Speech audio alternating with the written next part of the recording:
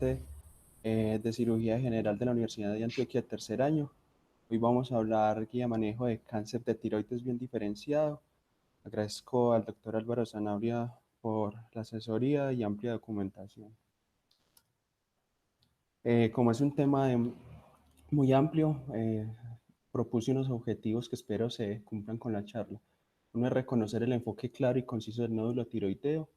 Segundo es definir los estudios diagnósticos y de seguimiento requeridos para el manejo del nódulo tiroideo y el cáncer de tiroides. Definir las estrategias terapéuticas para el cáncer diferenciado de tiroides, específicamente el manejo quirúrgico. Y por último, conocer las estrategias conocidas para obtener resultados óptimos durante la tiroidectomía.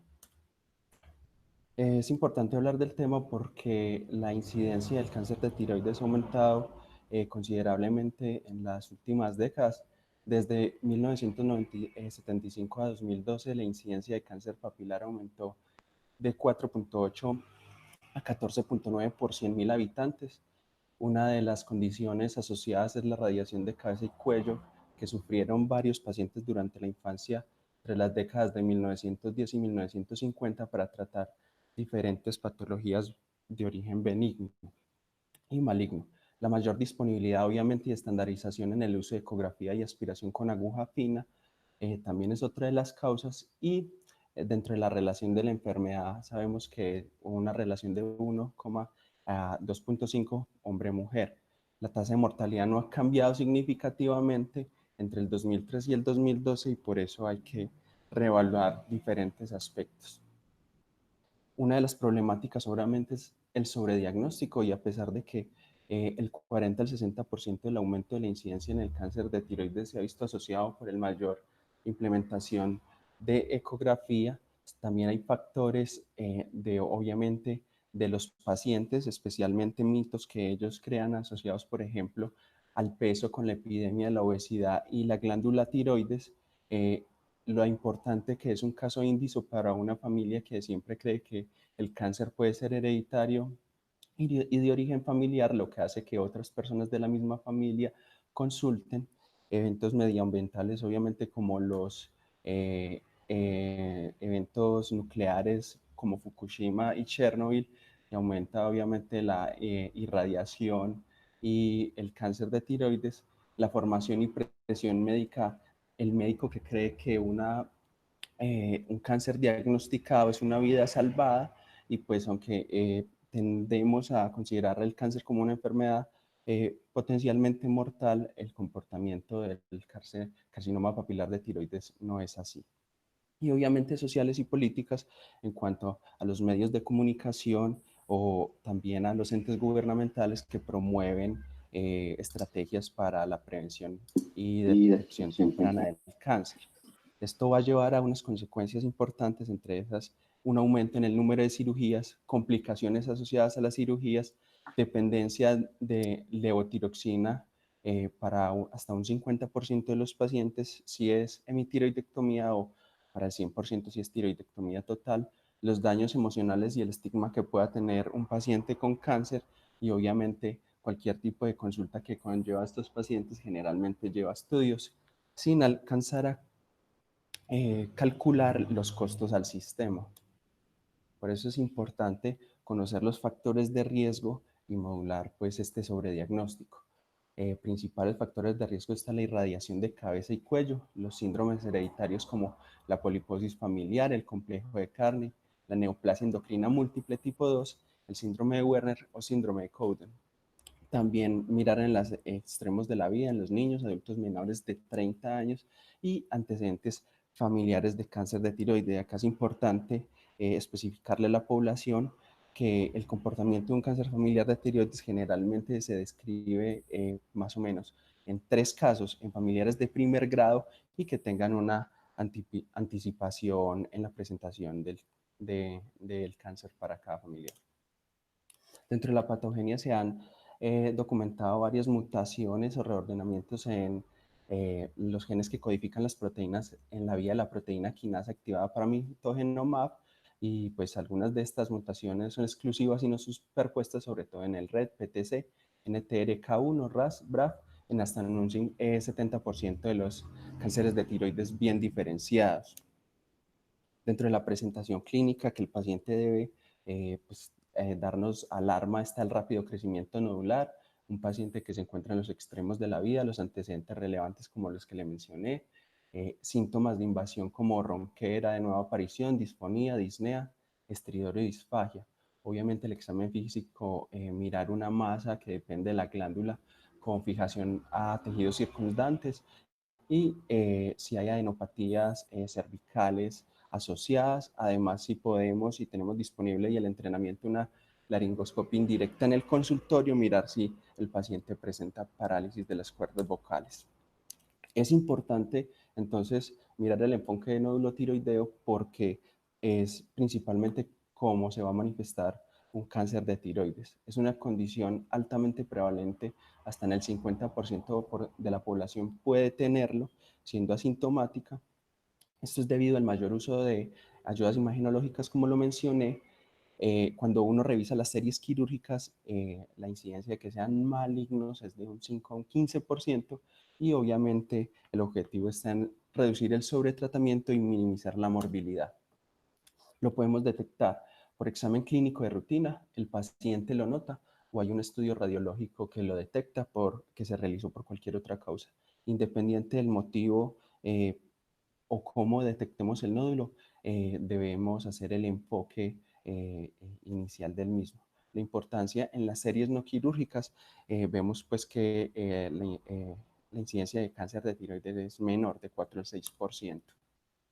De la evaluación, como los mencioné, historia y examen físico, y los dos estudios iniciales para el enfoque de nódulo tiroideo serán una TSH y un ultrasonido para confirmar la presencia de nodularidad, obviamente evaluar unas características ecográficas y mirar si hay nódulos adicionales o linfadenopatía asociada. Esto es un algoritmo conciso sobre qué hacer dependiendo del resultado de TSH, ¿cierto? Si tenemos una TSH elevada, sabemos que el paciente debe ir a los criterios ecográficos si requiere o no aspirado con aguja fina. Pero si el paciente tiene una TSH baja, subnormal, debemos inicialmente también solicitar una gammagrafía, y esto es para mirar si el nódulo es funcional o no funcional. Si es funcional, entonces el paciente entra en estudio y enfoque de un posible hiperparatiroidismo subclínico o clínico. Y si es no funcional, entra otra vez a los criterios para mirar si requiere aspirado o no de aguja fina. ¿Por qué ecografía? La ecografía es disponible, barata, indolora, no presenta radiación y es sensible. Y dadas las mejoras en los equipos médicos, pues nos permite clasificar pues como todas estas características que finalmente nos van a dar una sospecha o unos niveles de sospecha para mirar si este nódulo puede ser maligno. Entonces, las indicaciones de ecografía principalmente está localizar y caracterizar masas en cuello, definir y caracterizar nódulos, si es posiblemente benigno o maligno, complementar hallazgos visualizados en otros estudios, evaluación del paciente con alto riesgo de cáncer, entre esos los que tienen antecedentes familiares o algún síndrome de los que mencioné, o que están en extremos de la vida. Evaluación de metástasis nodal en pacientes con cáncer de tiroides sospechoso confirmado, el seguimiento de nódulos, detectar recaídas en los pacientes que ya han tenido previamente tratamiento, y obviamente como guía para el procedimiento para el aspirado con aguja fina. Entonces entran a jugar los sistemas de clasificación del riesgo. Está el sistema de la Sociedad Americana de Radiología y el sistema de la Sociedad de Tiroides Americana. Estos finalmente, aunque el uno lo hace en una escala numérica y el otro en una de características, pues finalmente buscan tratar de objetivizar los hallazgos que tienen un nódulo que es altamente sospechoso. Entre esos, principalmente en la composición, están los nódulos que son completamente sólidos, en ecogenicidad los nódulos que son hipoecoicos o muy hipoecoicos, en la forma que es más alta que ancha, los márgenes sí son irregulares o lobulados, y esto es diferente a cuando nos reportan si son mal definidos, porque esto quiere decir, esto no tiene puntuación, y obviamente los focos de cogenicidad o calcificaciones, si son periféricas, puntiformes como en sal en pimienta o si son macrocalcificaciones. Esto nos va a clasificar a los pacientes en el nódulo si es benigno, que son principalmente los quísticos, los no sospechosos, que son principalmente los espongiformes, y ya los medianamente sospechosos, moderadamente sospechosos, que pueden ser parcialmente quísticos, también con un componente sólido, y finalmente los altamente sospechosos, que tienen todas las características que les mencioné previamente. Este es el sistema de clasificación de la ATA.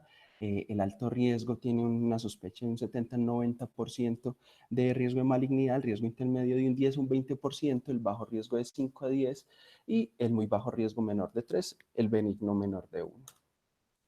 Esto es un metaanálisis del cual se basa las guías para demostrar de alguna forma que las características sonográficas de forma aislada no brindan una información confiable y aunque las características son específicas, son pobremente sensibles, por lo cual es la combinación de estas características sonográficas las que nos puede dar la alta probabilidad de malignidad y siempre debe evaluarse así de forma conjunta. Entonces, finalmente, ¿qué debe reportar el informe? Describir la forma y las medidas de la tiroides, el tamaño y localización del nódulo, las características sonográficas que les mencioné, usar un sistema de estratificación de riesgo, la presencia o ausencia de enopatías, la comparación y cambio en estudios previos y una recomendación de manejo. Este es como el algoritmo de la data según los tamaños del nódulo para ver cuáles van a ser llevados a aspiración por aguja, con aguja fina. Entonces, tenemos que los nódulos con una alta o intermedia sospecha, que son mayores de 1 centímetro, deben ir a BACAF. Los nódulos que son de baja sospecha, que son mayores de 1,5 centímetros, deben ir a BACAF. Los nódulos de muy baja sospecha, mayores de 2 centímetros, deben ir a BACAF y los benignos definitivamente no van a BACAF. Obviamente el seguimiento no está estandarizado en las diferentes pues, como, guías de manejo que revisé. Sin embargo, hay unos tiempos más o menos estipulados y es de 6 a 12 meses para los nódulos subcentimétricos con características sospechosas. Recordemos que es importante que aunque el paciente tenga un nódulo con todas las características sospechosas, si es menor de 1 centímetro, no se debe hacer aspirado con aguja fina. De 12 a 24 meses para los nódulos de sospecha baja intermedia y de 2 a 3 años para los nódulos de muy bajo riesgo. Si en este seguimiento el nódulo crece más de un 50% en el volumen o más del 20% en al menos 2 dimensiones, tiene indicación de BACAF. Ya venimos pues como a revisar el resultado citológico para enfocarnos ya en el manejo del cáncer. Entonces, el sistema Bethesda trata de unificar y sintetizar las diferentes características en el aspirado de aguja fina. Es tomado como asimilar del cáncer de cuello uterino. Es una clasificación de 1 a 6. El Bethesda 1 es no diagnóstico, tiene un riesgo de cáncer del 2 al 12% y se recomienda un BACAF en 4 a 6 semanas. El segundo reporte es similar, se recomienda aspirado con aguja gruesa o si escisión quirúrgica. En el Bethesda 2 se clasifica como benigno, el riesgo de cáncer es menor del 5%, incluye adenomios, bocio nodular y tiroiditis de Hashimoto y el seguimiento ecográfico es a 24 meses. Para el Bethesda 3 es indeterminado, se clasifica como lesión folicular benigna o atipia con significancia indeterminada. El riesgo de cáncer es de un 5 a un 10%. Se debe repetir BACAF, también esperar de 4 a 6 semanas, porque la inflamación después de una manipulación inicial puede dar falsamente malignidad. Y si el resultado repite indeterminado, se recomiendan pruebas moleculares versus cirugía, dependiendo de la disponibilidad en el medio. El Bethesda 4 también entra dentro del grupo de indeterminados, se clasifica como neoplasia folicular o sospecha de neoplasia folicular, tiene un riesgo de cáncer de un 20 a un 30% y en la recomendación es escisión quirúrgica de mitiroidectomía versus pruebas moleculares, sabiendo que cuando llevamos a los pacientes a cirugía, las patologías en un alto porcentaje son benignas. Y el Bethesda 5 sospecha de malignidad, tiene un riesgo de cáncer del 60 al 75%, incluye lesiones con algunas características, pero no definitivas de cáncer, deben ser llevados a resección quirúrgica. Y algunos autores recomiendan que se pueda hacer una biopsia por congelación o estudios moleculares para definir el tipo de intervención, si hemitiroidectomía o tiroidectomía total. Y el Bethesda 6 maligno, cáncer en un 97-99%, y ahorita vamos a discutir si requieren todos tiroidectomía total. Ahora, para entrar en el manejo del cáncer diferenciado de tiroides, entonces cuando un paciente nos llega generalmente con un Bethesda 5 y 6, saber que el manejo del cáncer diferenciado de tiroides, la terapia primaria es la cirugía. Hay otras terapias adyuvantes como son la terapia supresora con hormona tiroidea y la terapia con yodo radiactivo. Yo principalmente me enfoqué en el manejo quirúrgico, que es lo que nos compete. Saber que en la clasificación el 85% de los cánceres van a ser papilares, el 12% foliculares, el anaplásico o indiferenciado menos del 3%. El cáncer medular de tiroides, el linfoma primario, que es un poco más raro, y metástasis también que son raras. Las principales son del cáncer de células claras renal, pero me voy a enfocar obviamente en el bien diferenciado, que incluye cáncer papilar y cáncer folicular. Entonces, ampliar un poco con la anatomía, la glándula tiroides lleva su nombre por su forma de escudo en su etimología griega. Compite con las glándulas suprarrenales como el órgano con mayor irrigación por gramo de tejido. Comprende dos lóbulos tiroideos, un istmo y un lóbulo que se encuentra en el 50% de los pacientes, que es un remanente del conducto tirogloso, que sería el lóbulo piramidal. Tiene irrigación por las arterias tiroideas superiores, que son ramas de la carótida externa, y tiene irrigación de las arterias tiroideas inferiores, que son ramas del tronco tirocervical, que son rama de las arterias subclavias. Su drenaje venoso está dado por arterias tiroideas superiores y medias, que drenan a la vena yugular interna, y las venas tiroideas inferiores, que drenan a los troncos brachiocefálicos ipsilaterales. Adicional a eso, tiene una localización por debajo del cartílago tiroides y la membrana cricotiroidea, y más o menos en la vértebra cervical C5. Dentro de la evaluación preoperatoria de los pacientes a quienes le hacemos un diagnóstico de cáncer de tiroides, pues debemos tener principalmente una ecografía de cuello que evalúe los compartimientos de ganglio central y lateral. Para quienes vamos a realizar una tomografía contrastada de cuello, generalmente son para pacientes con síntomas de tumores avanzados, de gran volumen, clasificados T3, T4, o que clínicamente detectamos adenopatías. Es importante saber que los pacientes deben tener una evaluación preoperatoria de la voz, y en los pacientes que tienen un tumor pequeño, un T1, T2, pues estos pacientes con la visualización, si es posible, en el consultorio, una laringoscopia indirecta, y el interrogatorio normal, si hay cambios o no de la voz, si hay disfonía, si hay ronquera asociada, es suficiente. Pero en los pacientes que vemos alguna alteración de la voz, tiene tumores clínicamente avanzados, debe confirmarse con una laringoscopia directa o nasofibrolaringoscopia. La TAC de tórax, igual para pacientes que muestran que tienen compromiso linfático clínico y tumores voluminosos, y el PET realmente no se indica de forma inicial en la evaluación preoperatoria de estos pacientes. Como les dije, solamente con la evaluación clínica y una ecografía del cuello que evalúe los compartimientos linfáticos será suficiente para la estadificación de estos pacientes preoperatoria. Bueno, para desarrollar la técnica quirúrgica, entonces el paciente lo colocamos en una posición de semifolded, con una almohadilla debajo de los hombros para intentar hacer hiperextensión y acercar la glándula hacia el campo quirúrgico. Eh, Se tienen 3 puntos de referencia anatómica para realizar la incisión. Una es la prominencia del cartílago tiroides, la otra es la membrana cricotiroidea y la otra es la muesca external. Se busca hacer una incisión transversal en uno de los pliegues naturales del paciente para que sea más estética. Se hace posterior a la incisión un plano subplatismal y con la ayuda de las retractores por parte, pues obviamente un ayudante para crear el plano de disección.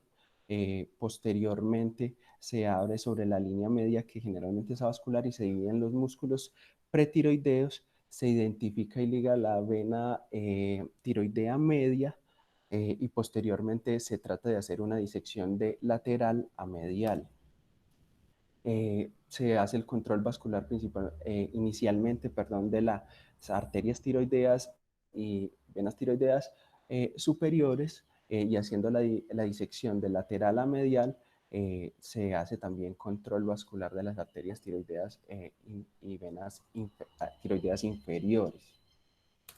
Es importante, y ahorita lo voy a resaltar un poco más, que no debemos hacer el paso de obviar, sino que deben identificarse siempre visualmente el nervio laringio recurrente en su trayecto y las glándulas paratiroides.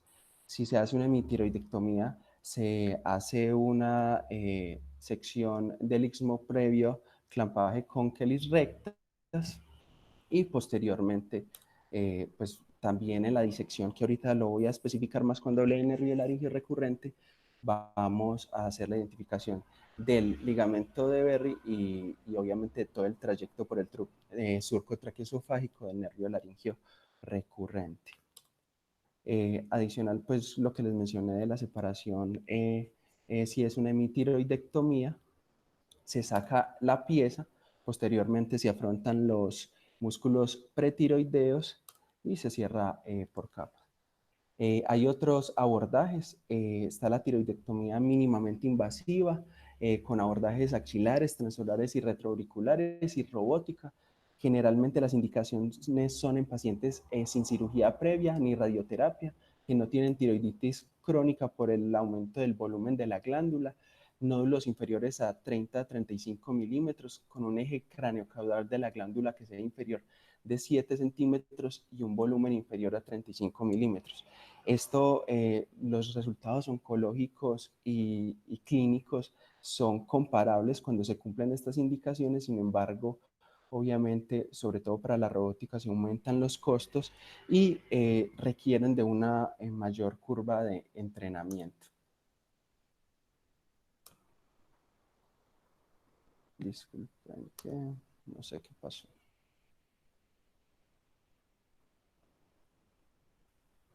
Listo. Ahora, para hablar de la preservación del nervio laringio recurrente, es importante conocer que obviamente está la monitorización nerviosa, pero siempre se ha hecho el interrogante si, aparte de los conocimientos anatómicos y la técnica quirúrgica meticulosa, si la monitorización nerviosa es necesaria. Sabemos que en el 50% de los pacientes en la disección anatómica el nervio discurre por el surco traqueoesofágico, pero también puede estar lateral al esófago o puede estar pretraqueal, incluso estar incluido dentro de la glándula tiroides. Entonces, en búsqueda de evitar la lesión del nervio, pues esta pregunta siempre ha surgido. Este es un metaanálisis, el más reciente que encontré, aunque hay varios, de la colaboración Cochrane. Son 5 ensayos clínicos aleatorizados con aproximadamente 5.000 pacientes y ellos obviamente compararon si los conocimientos anatómicos e identificar el nervio versus monitorización nerviosa de dos tipos, una que es con estimulación eléctrica directa intermitente baja voltaje y la otra que es con sensores de movimiento en el tubo endotraqueal de las cuerdas vocales, si era posible evitar la lesión del nervio laringio recurrente.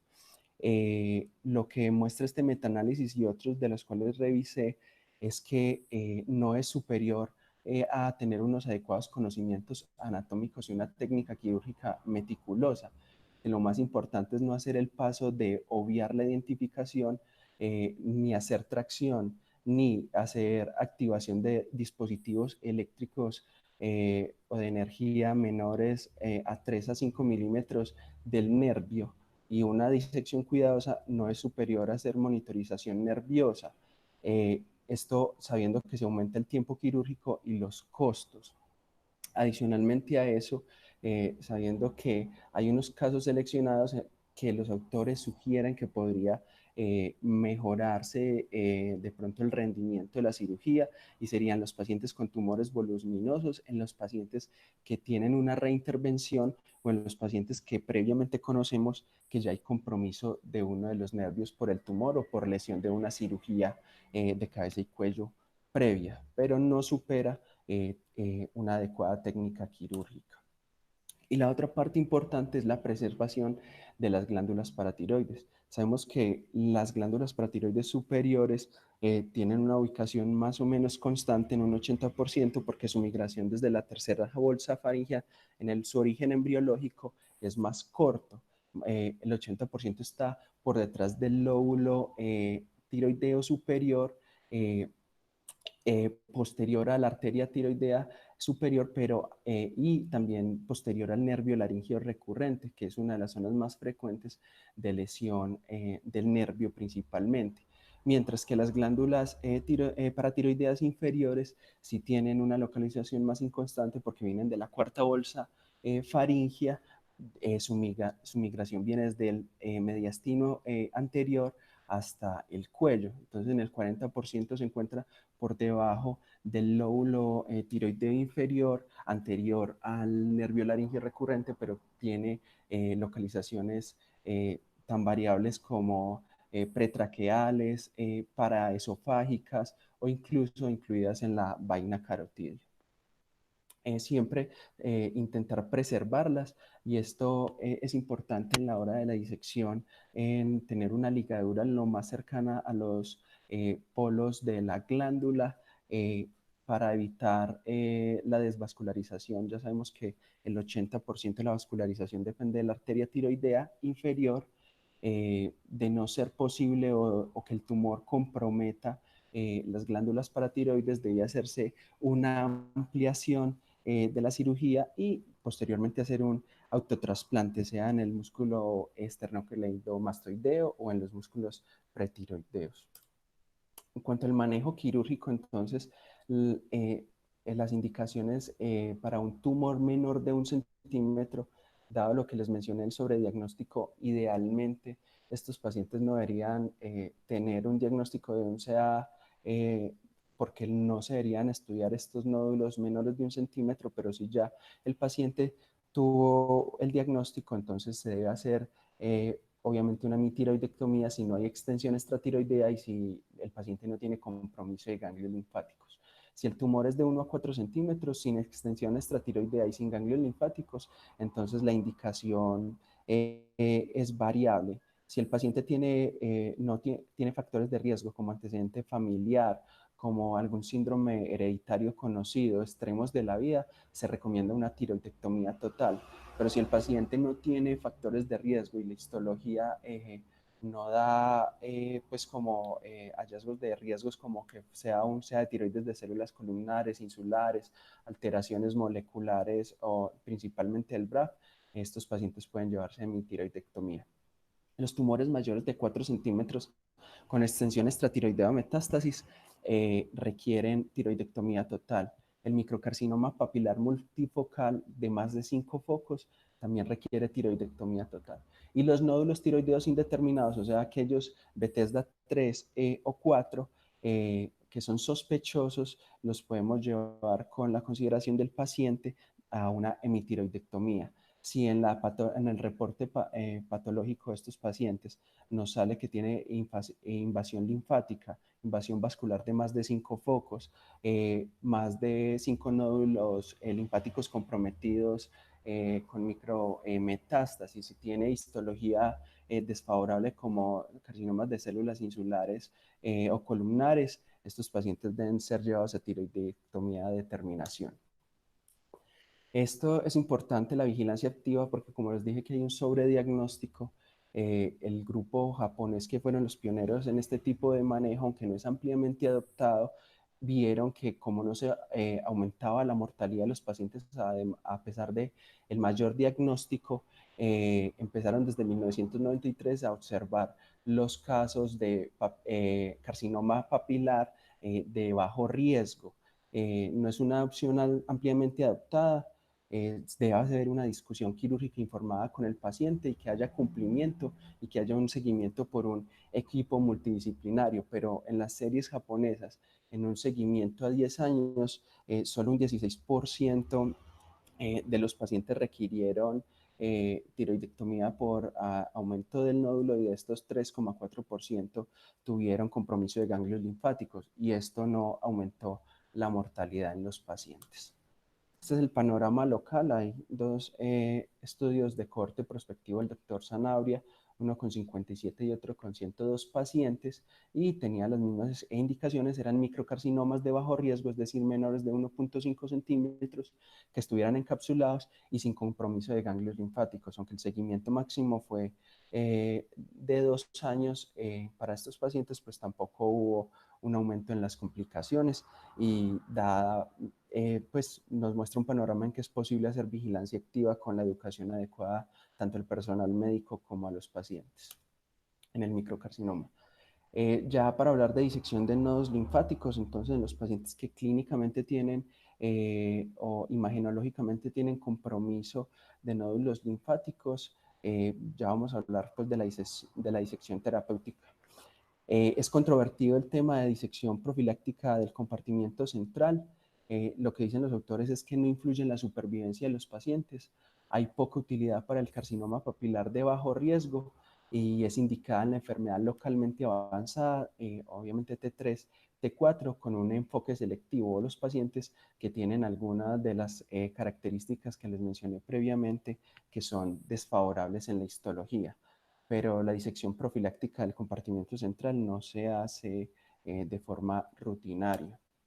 En cuanto a la disección terapéutica, entonces tenemos que se realiza en pacientes con carcinoma papilar y medular que tienen enfermedad ganglionar clínica o de imagen. Se va a hacer una disección selectiva del cuello, que es lo más preferido. Rara vez se hace ya la disección radical del cuello, la cual incluía sacrificar la vena yugular interna, el músculo esternocleido y el nervio espinal. La modificada preserva estas tres estructuras, pero lo que se habla ahora es de hacer una disección de nódulos linfáticos selectiva, principalmente de las estaciones 2A, que son yugulares superiores, la 3, que son las yugulares medias, la 4, y que son las yugulares inferiores, y la 5 A, son las principales estaciones en las cuales se hace disección en el cáncer de tiroides. Dentro de las complicaciones de la tiroidectomía, entonces, está el hematoma, que es la causa aguda, pues principalmente mortal dentro de las complicaciones. Es rara, del 0,7 al 1,5% de los pacientes. En estos pacientes se debe buscar, y la clínica de un paciente que tiene un edema progresivo del cuello en las primeras 24 o 48 horas, y que puede incluso llegar a sofocación y pérdida de la vía aérea. Se debe liberar los puntos de sutura, tanto del plano superficial como de los músculos, para drenar el hematoma, y posteriormente llevar a quirófano para asegurar la vía aérea y detener el sitio de sangrado. La fuga del kilo se presenta en 1,8 a 8,3% de los pacientes. Es más común con las disecciones linfáticas, principalmente en el lado izquierdo, por lesión del conducto torácico, su llegada entre la vena yugular interna y la subclavia. El síndrome de Horner es infrecuente, se presenta en el 0,2% de los pacientes, también asociado a la disección linfática, generalmente por lesión de los troncos simpáticos en la disección vertebral. Estos pacientes obviamente van a cursar con miosis, anhidrosis y tosis palpebral ipsilateral. El daño al nervio laringio recurrente, también dependiendo de las series que uno revise, son del 0,5 al 11%, y estos pacientes van a debutar clínicamente o con alteración de la voz, y si el compromiso es bilateral, agudamente pueden presentar dificultades respiratorias, estridor, por la posición paramediana de ambas cuerdas vocales. El daño del nervio laringio superior es más comúnmente asociado a bocio o a tumores voluminosos. La localización de este nervio está principalmente medial a la arteria tiroidea superior, cerca a los lóbulos tiroideos. Cuando la glándula es muy voluminosa y la disección no se hace cerca al lóbulo tiroideo, generalmente puede haber una lesión de la rama externa del nervio laringio superior, generando principalmente debilidad de la voz, y cuando se lesiona la rama sensitiva, que es la rama interna, puede haber incluso tos ineficaz y pérdida de los reflejos protectores de la vía aérea. El hipoparatiroidismo permanente en las series pues puede ser tan alto hasta un 13%, pero con cirujanos entrenados es solo del 0.5 al 1%, y también requiere de una preservación e identificación de la glándula, como lo mencioné, y evitar la desvascularización. Y también puede haber lesión aerodigestiva, eh, lesión traqueal y esofágica principalmente. Para mencionar los sistemas de estratificación de riesgo, entonces lo que vamos a hacer es indicarnos cuál es la sobrevida del paciente cuando hablamos del TNM, y la estratificación del riesgo. Para mirar el riesgo de recurrencia lo hacemos por el sistema de estratificación del riesgo ATA.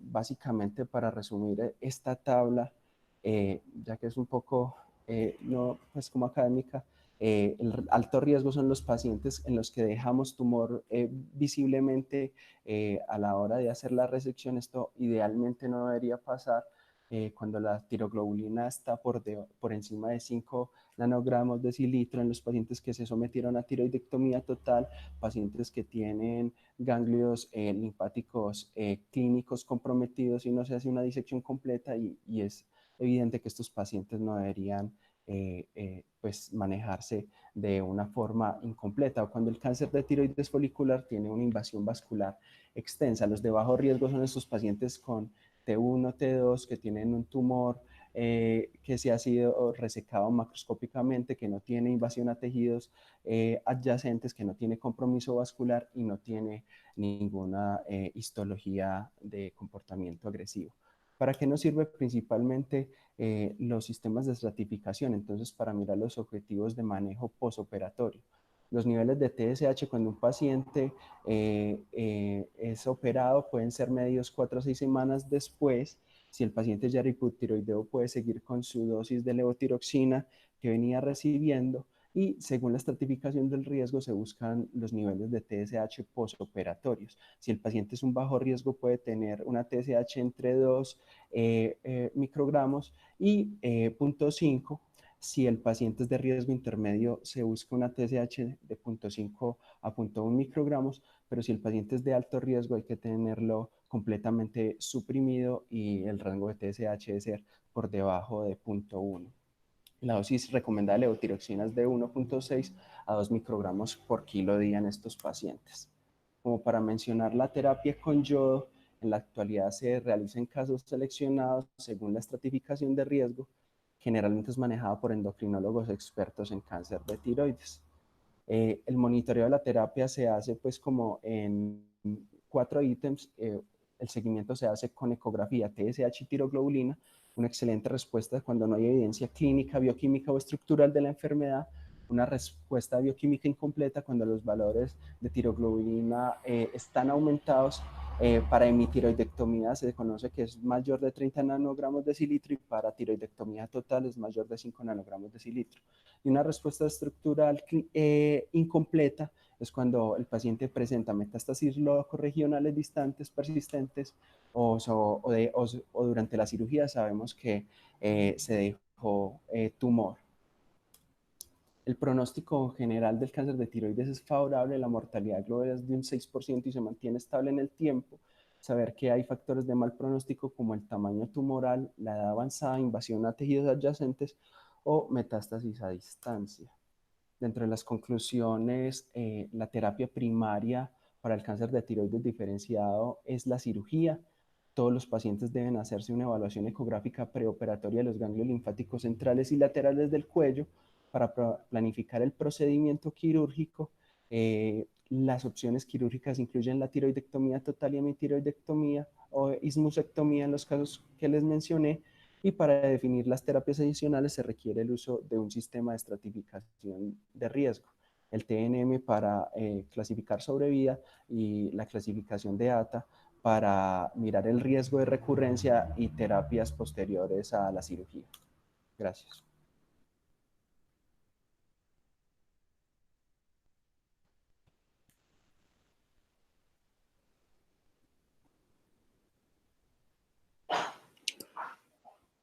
Muchas gracias, Ricardo. ¿Quién de los profesores quiere comentar algo o los residentes tienen alguna pregunta?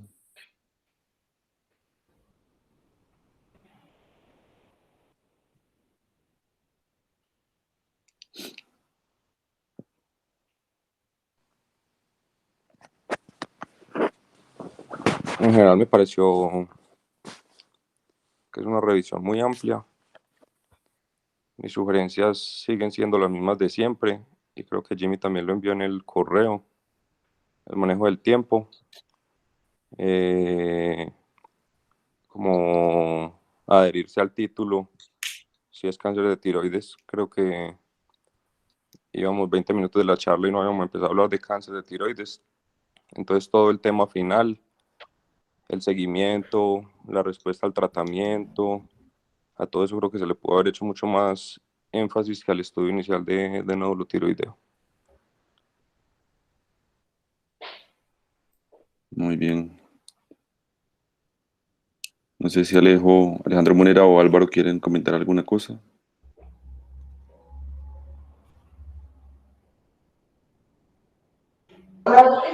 Yo no tengo comentarios Hola, Álvaro. diferentes.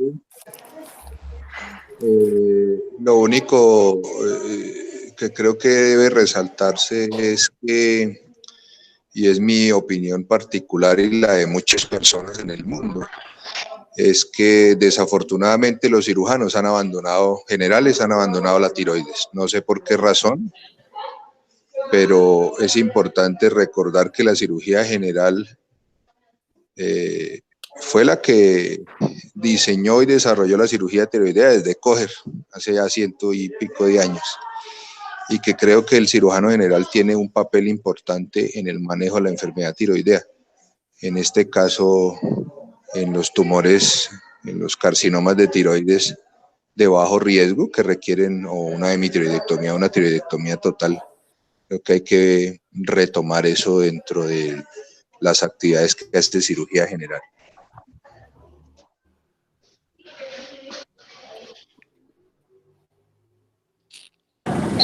Creo que no es que hayamos abandonado la cirugía de tiroides, simplemente le vendieron las ideas a las EPS que los cirujanos, que las cirugías de tiroides las deberían hacer los cirujanos de cabeza y cuello, pero muchos de los cirujanos que estamos vigentes estamos haciendo cirugías de tiroides y no tenemos problema en hacerla. Lo que pasa es que ya no nos llegan. Muchos años operamos muchas tiroides y cuando empezaron a llegar los cirujanos que se decían endocrinólogos y de cabeza y cuello, empezaron a vender la idea de que ellos solo eran los que podían hacer esa cirugía y las EPS les copiaron, y fruto de eso es que ya no nos llegan o nos llegan muy poquitos. Yo quiero Alejo. felicitar al residente porque me parece que hizo una revisión muy buena, pues muy extensa, sí, y hace muy difícil puntualizar pues cada uno de los temas, porque prácticamente tocó pues desde la epidemiología, la técnica quirúrgica, el diagnóstico, todo, y pues se pierde un poquitico la discusión, pero me parece que la revisión fue muy buena y que hizo un trabajo pues en realidad se le ve pues como el juicio. Yo no sé, le quería, aprovechando que Álvaro está aquí, cuando hace el vaciamiento central, digamos en el caso del nódulo tiroideo, ¿haces el vaciamiento completo o hemivaciamiento? Y me parece que es pues menos riesgoso pues para el paciente, y yo pues particularmente estoy haciendo es hemivaciamientos centrales.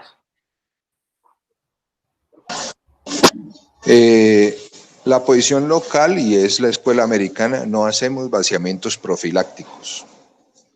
Yo nunca hago un vaciamiento profiláctico, solamente hago vaciamientos terapéuticos que son definidos, o porque preoperatoriamente tengo información que sugiere que tiene enfermedad ganglionar, o porque tiene un hallazgo intraoperatorio que así lo sugiere.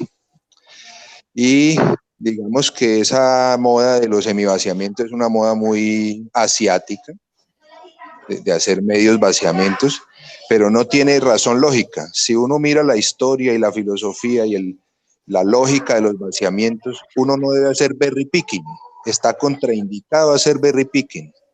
Luego hacer medio vaciamiento es hacer berry picking. Entonces, personalmente no lo hago. En Estados Unidos en general no se hace, en Brasil en general no se hace. Esa es una moda muy asiática, que están haciendo medios vaciamientos. Entonces mi recomendación es, si uno va a hacer un vaciamiento, debería ser un vaciamiento formal, completo del vaciamiento del compartimento central, entre las dos carótidas, desde el ioides hasta el mediastino, y por delante y por detrás del nervio laringio recurrente. Lo demás para mí es berry picking.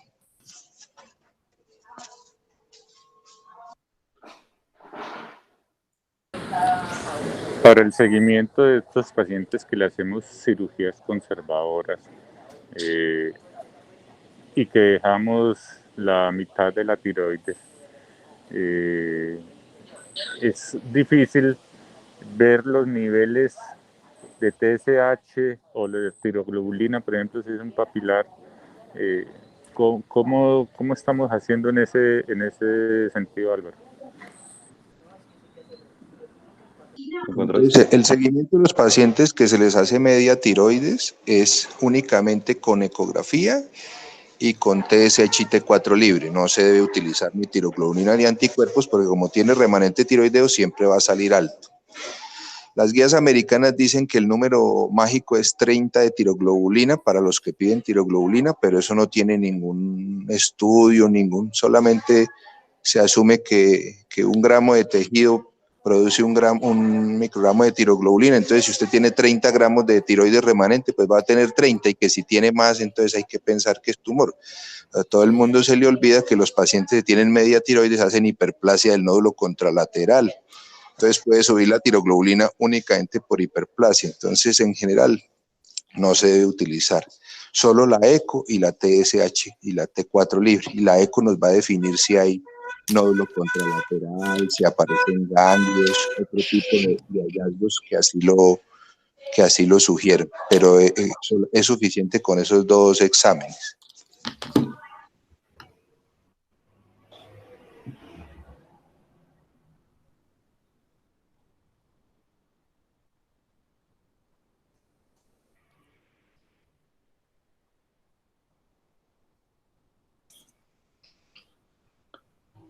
Pregunta el doctor Madrid para Álvaro. ¿Por qué los estudios epidemiológicos son tan complejos? No sé qué. Profe, si nos puede extender como la pregunta ahí en el chat.